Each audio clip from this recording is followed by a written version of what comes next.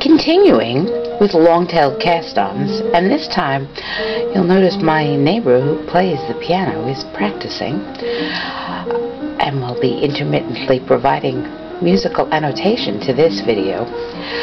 Continuing with our cast-ons is another long-tail variation that I learned is open-closed, and I have since learned is frequently called Latvian. This cast-on is like any long-tail cast-on, a long tail. What's special about this long-tail cast-on is it tends to use a double long tail. So I'm going to pull out some yarn, fold it in half, and have a double tail. One of the advantages of the double tail is should you run out of yarn, you can take a piece of yarn and pass it through the loop and extend your long tail, well, once, but it saves you from running out of yarn and having to redo this cast on. So we're going to, there we go.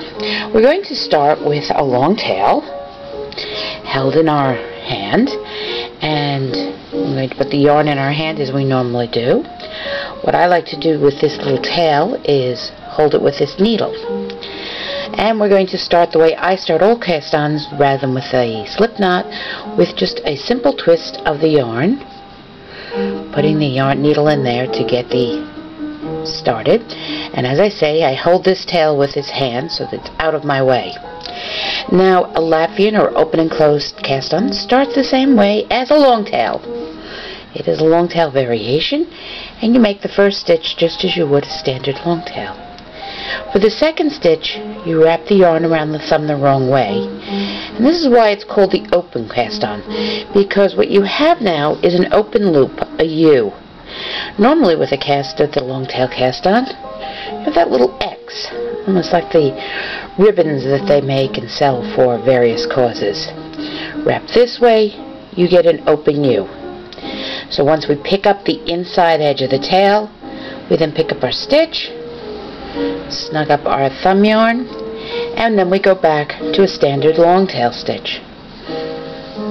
Our second one, we wrap the yarn backwards, pick up this yarn to make an open U, pick up our stitch, snug up our stitch, and repeat.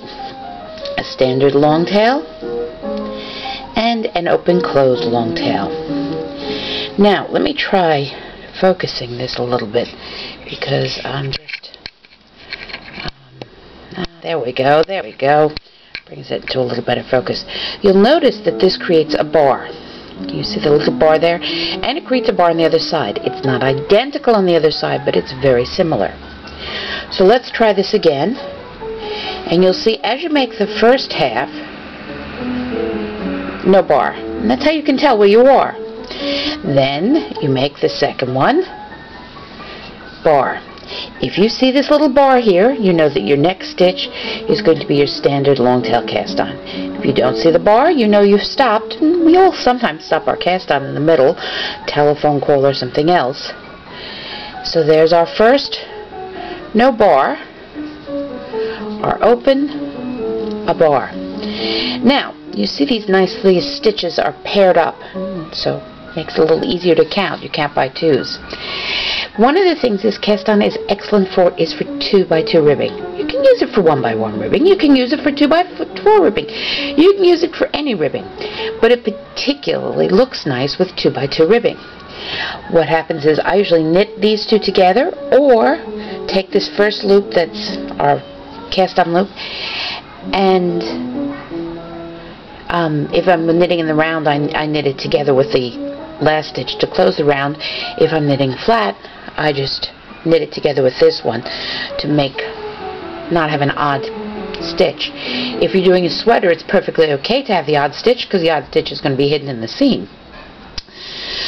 So this is excellent for 2x2 ribbing. It looks spectacular. It has a nice deep doubled edge, and it has a nice scalloped look, and it's a very attractive cast-on. And once you know your long tail setup, learning an open and closed or a Latvian cast-on is a really easy thing to do.